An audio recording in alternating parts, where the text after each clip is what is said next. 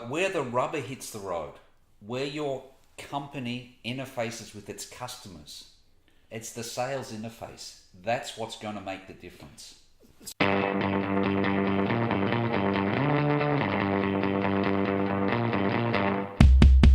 Welcome back, all my followers. Great to have you here with me again, and I'm especially delighted because I've got Stephen Norman with me. Stephen's one of the leaders in understanding how to drive change and transform sales in organisations. And I know Stephen. Welcome, Stephen.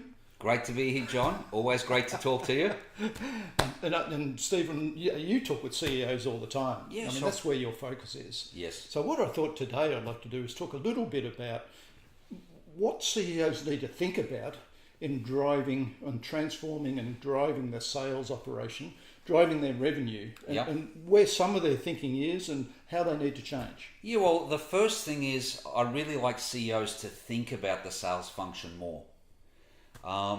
When we all did our MBAs, we were all taught about sustainable competitive advantage. And having sustainable competitive advantage now and resting your strategy on that is very risky. Why is that? Well, we see that products and solutions are getting more commoditized. Yep. We're facing competition globally now. It's a much smaller world. And there's lots of ways customers can solve their problems. So any SCA that you have is at best transient. Okay. And the reality is more and more, as you say, everything's becoming a commodity. Yeah. More and more it's got to be, not what we sell, but how we sell in the way we bring value to customers. Yeah, absolutely. And we'll get to how we sell. It's absolutely critical. If you think about how we used to go to market, it was the marketing function and the product development function that was creating value.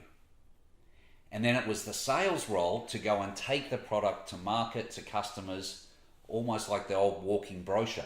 Right.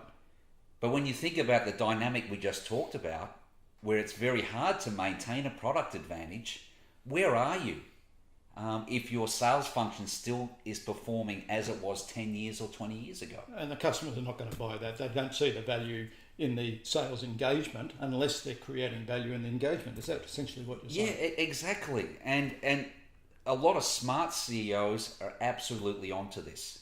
And they're realizing that their sustainable competitive advantage has to be in having a very strong professional consultative selling sales force. Rather than the transactional order-taking sales force. Yeah, exactly. There's not going to be any value in that in today's market. Because the products no longer sell themselves, they're commodities, the customers have access to all the information and insight on the internet. Yes. So how do you provide that differentiation? You're saying it's through your people. Yeah, exactly. Like where the rubber hits the road, where your company interfaces with its customers, it's the sales interface. That's what's going to make the difference. So when most CEOs are looking at this and thinking about it, do you find many are getting across the line in their thinking, or are they still in that old world? What percentage of CEOs do you find? Well, it's alarmingly few, I would say. Right? I would say, like, you meet a few enlightened ones. And I met a great CEO a couple of weeks ago of a startup company. And this guy's managed and taken to market 3 or 4 startups very successfully. And he's a tech guy. He's an inventor. And he said the key to his success, his serial success, was building the sales function. Because it's not enough to have a better mousetrap these days. Yeah. So many companies with better mousetraps never got out of the garage. Exactly. So the product doesn't provide you differentiation. You've got to do something. And looking at the way startups work, the ones that really are successful, the ones that get beyond thinking that I've got a great product here, I'm going to really change the world, to realizing to change the world you need the skills and capabilities to help people think through their challenges and issues, take them on a thinking journey to a new outcome that your product might actually help them deliver. Yeah, exactly right. And you're never going to scale past your first few customers or your first enthusiasts or beyond the CEO's network and using his charisma to get those first deals. if you want to scale your business up, you better think about a more professional sales function. Okay, let's round up this discussion. I'd like to nail a summary of the discussion, but also like to ask you to come back and let's delve into some of the areas we've talked about. Absolutely, we'd love to. Yes. So, what's the key message here? Well, the key message is don't hang your hat on having product advantage anymore or services advantage.